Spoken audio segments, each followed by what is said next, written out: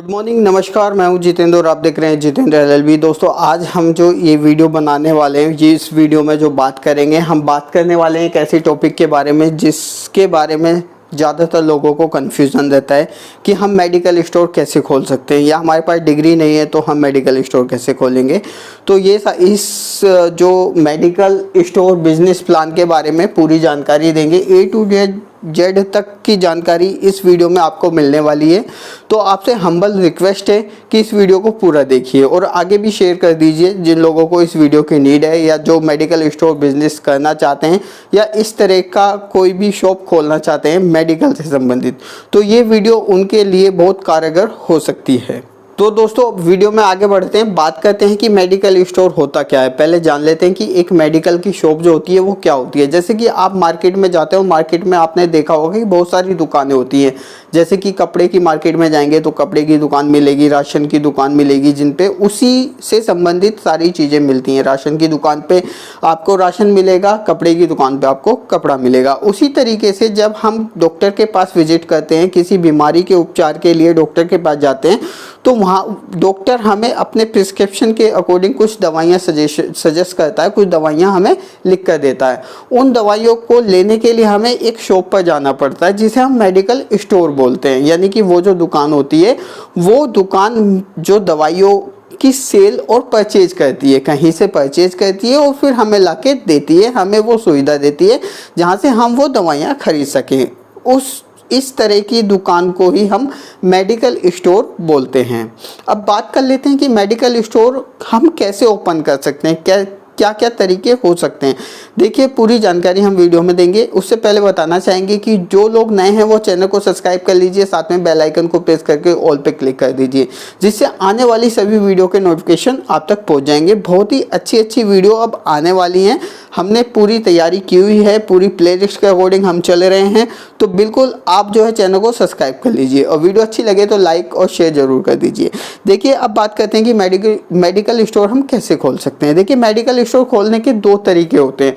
पहला तरीका कि हम किसी फार्मासिस्ट को अपनी शॉप पर रख सकते हैं, या हम उससे उसका लाइसेंस परचेज कर सकते हैं। जो इस मेडिकल स्टोर ऐसा नहीं है कि कोई भी व्यक्ति जाए कुछ थोक विक्रेता से दवाइयाँ खरीदे और अपनी दुकान पे लाकर रख ले। नहीं, उसके लिए एक प्रॉपर लाइसेंस की ज़रूरत होती है। जिस लाइसेंस के अकॉर्डिंग हमें काम करना होता है वो भी गवर्नमेंट से इशू कराना होता है। वो सारी चीज़ों पर बात करेंगे। अब दूसरा तरीका होता है कि आप अगर आप खुद का ही अपना मेडिकल स्टोर खोलना चाहते हैं, अपने ही नाम से चलाना चाहते हैं, अपना ही लाइसेंस लेना चाहते हैं, तो आपको इस फील्ड में जाने के लिए कुछ कोर्स करने होते हैं। जैसे कि आप बी फार्मा कर सकते हैं, डी फार्मा कर सकते हैं, एम फार्मा कर सकते हैं। ये कोर्सों के बारे में हम थोड़ा थोड़ा ब्रीफ इनको करेंगे आगे वीडियो में, तो आप घबराइए मत, बिल्कुल वीडियो पे बने रहिए। तो उस तरीके से हम मेडिकल स्टोर को ओपन कर सकते हैं।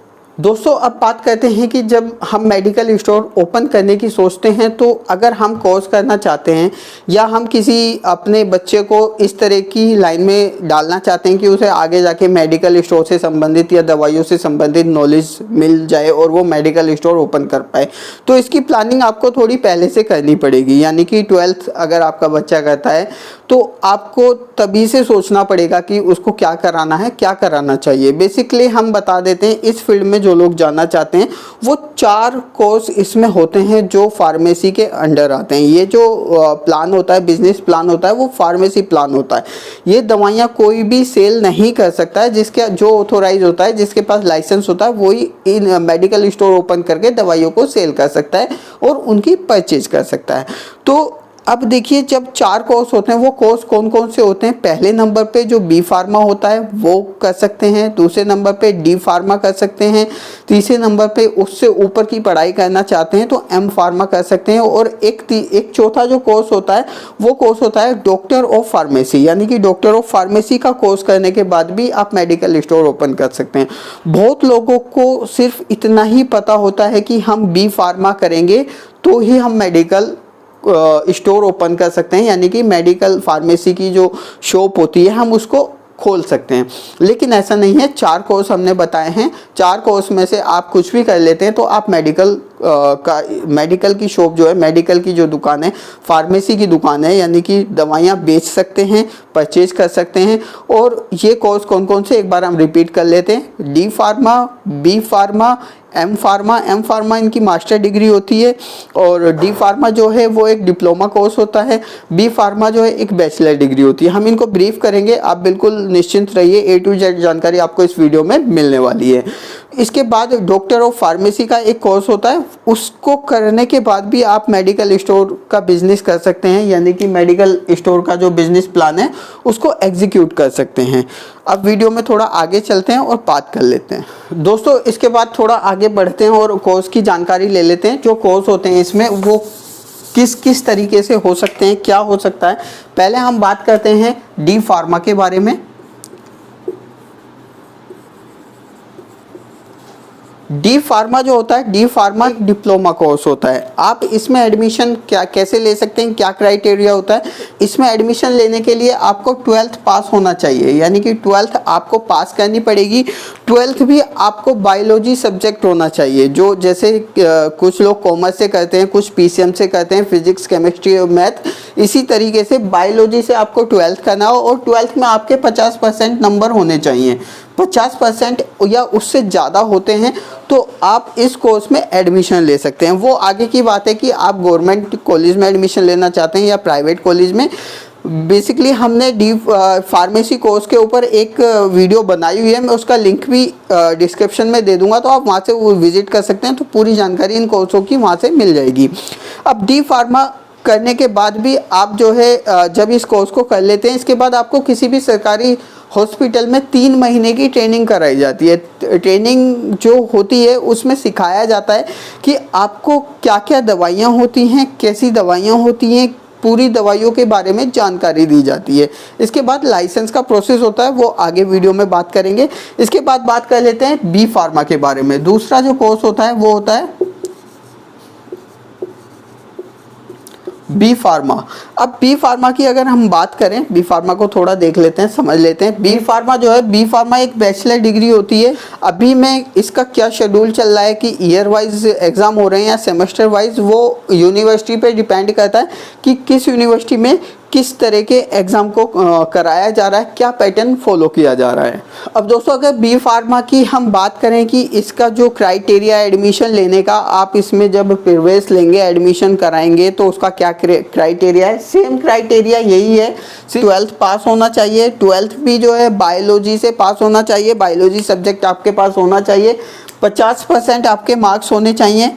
50% या उससे ज़्यादा मार्क्स हैं तो आपको एडमिशन ईजिली मिल जाता है, आप बी फार्मा कर सकते हैं। दोस्तों वीडियो में आगे बढ़ते हैं और एक तीसरा जो थर्ड कोर्स है, जो कोर्स है एम फार्मा, यानी कि एम फार्मा बी फार्मा की मास्टर डिग्री होती है। ये जो एम फार्मा होता है, एम फार्मा जो है ये बी फार्मा की मास्टर डिग्री होती है। जब आप बी फार्मा कर लेते हैं तो आप एम फार्मा कर सकते हैं, यानी कि अगर इसी की मास्टर डिग्री कोई करना चाहे तो एम फार्मा कर सकता है। एम फार्मा कितने साल का कोर्स होता है, ये भी जो है 2 साल का कोर्स होता है। 2 साल का कोर्स होता है और इसमें जो है जब आप बी फार्मा आपने किया होगा, बी फार्मा अगर आपने किया है तो उसमें 50% नंबर या उससे ज़्यादा होने चाहिए। अगर आपके बी फार्मा में 50% नंबर हैं या उससे ज़्यादा हैं तो आप एम फार्मा के लिए अप्लाई कर सकते हैं। एम फार्मा की भी वही प्रक्रिया होती है कि कुछ कॉलेज एग्ज़ाम कराते हैं तो उसके बिहाफ पे एडमिशन ले लेते हैं। कुछ गवर्नमेंट कॉलेज होते हैं, कुछ प्राइवेट कॉलेज होते हैं। वो मेरी जो फार्मेसी कोर्स की जो वीडियो है उसमें पूरा मैंने डिटेल में बताया हुआ, इसमें मैं डिटेल में नहीं बता पाऊँगा। ये 2 साल का कोर्स होता है और बी फार्मा के बाद होता है। बी फार्मा में आपके 50% मार्क्स होते हैं तो आप एम फार्मा कर सकते हैं। इसके बाद दोस्तों वीडियो में आगे बढ़ते हो, देखिए जान लेते हैं कि अगर आप डॉक्टर ऑफ फार्मेसी करना चाहते हैं तो डॉक्टर ऑफ फार्मेसी का भी एक कोर्स होता है, उसकी मैं डिटेल वीडियो आगे लेके आऊँगा तो आपको पता चल जाएगा कितने साल का कोर्स है और क्या है। इसमें हम बीफ में उसको डिस्क्राइब नहीं कर सकते हैं और डॉक्टर ऑफ फार्मेसी करने के बाद भी आप मेडिकल स्टोर का अपना बिजनेस कर सकते हैं। इसके बाद बात आती है टाइप ऑफ फार्मेसी। जो फार्मेसी होती है वो कितने तरह की होती है, कितने तरह के आप मेडिकल स्टोर खोल सकते हैं। इसमें बहुत सारी लिस्ट है, बहुत लंबी लिस्ट है, लेकिन हम आपको 10 जो फार्मेसी होती है टाइप ऑफ फार्मेसी में, उसमें से हम आपको बता देते हैं, बाकी हम डिस्क्रिप्शन में डाल देंगे, वहाँ से आप विजिट करेंगे तो आपको पता चल जाएगा। देखिए इसमें होता है कम्युनिटी फार्मेसी, चैन फार्मेसी, हॉस्पिटल फार्मेसी। इस तरह की जो है 10 फार्मेसी हम डिस्क्रिप्शन में डालेंगे, आप वहाँ से चेकआउट कर सकते हैं कि कितने तरह की फार्मेसी होती है, कितने तरह के जो है हम मेडिकल स्टोर खोल सकते हैं। दोस्तों इसके बाद बात करते हैं कि जब आप ये सारे कोर्स कर लेते हैं, सारे नहीं मतलब मेडिकल स्टोर करने के बाद इन 4 कोर्स में से कोई सा भी अगर आप एक कोर्स कर लेते हैं तो आपको लाइसेंस के लिए अप्लाई करना होता है। मेडिकल स्टोर खोलने के लिए लाइसेंस के लिए अप्लाई करना होता है। जब आपको लाइसेंस इशू हो जाता है, परमिशन मिल जाती है, आप ऑथोराइज हो जाते हैं, तो उसके बाद आप मेडिकल स्टोर फार्मेसी की कोई भी शॉप खोल सकते हैं। तो उसके जो दस्तावेज होते हैं, यानी कि उसमें क्या क्या डॉक्यूमेंट लगते हैं, लाइसेंस अप्लाई करने में क्या क्या डॉक्यूमेंट होते हैं, वो सारे हम जो है डिस्क्रिप्शन में आपको मिलेंगे, वहाँ से आप विजिट कर लीजिए। डिस्क्रिप्शन में कौन कौन से डॉक्यूमेंट मैं आपको सजेस्ट करूँगा या बताऊँगा जो लगते हैं, तो वहाँ से आपको पता चल जाएगा। उसकी एक लंबी चौड़ी लिस्ट है, अगर मैं वीडियो में उनको डिस्क्राइब करूँगा तो वीडियो ज़्यादा लंबी हो जाएगी, आप नहीं देख पाएंगे, और उनको अच्छे से समझने के लिए उनको लिखित में होना बहुत ज़रूरी है, जिससे आप उसका स्क्रीनशॉट लेके भी नोट कर सकते हैं। दोस्तों अब बात करते हैं कि जब ये सारी चीज़ें आप पूरी कर लेते हैं, आपकी डिग्री पूरी हो जाती है, आपके जो है सारे डॉक्यूमेंट कंप्लीट हो जाते हैं, आपकी ट्रेनिंग हो जाती है, आपका एक्सपीरियंस हो जाता है, एक्सपीरियंस लेटर आपको मिल जाता है, ये सारे डॉक्यूमेंट पूरे करने के बाद जो लाइसेंस की प्रक्रिया होती है उसमें क्या करना होता है, कैसे होता है। सबसे पहले हमें जो है लाइसेंस के लिए अप्लाई करना होता है। एक जो है इसकी एक अपनी ऑर्गेनाइजेशन होती है, एक अपना संगठन होता है जिसको हम जो है state drugs standard control organisation के नाम से जानते हैं, यानी कि state drugs standard control organisation के नाम से जानते हैं। इसमें हमें लाइसेंस के लिए अप्लाई करना होता है। जब हम इसमें लाइसेंस के लिए अप्लाई करते हैं तो यहाँ से हमारा लाइसेंस इशू होता है।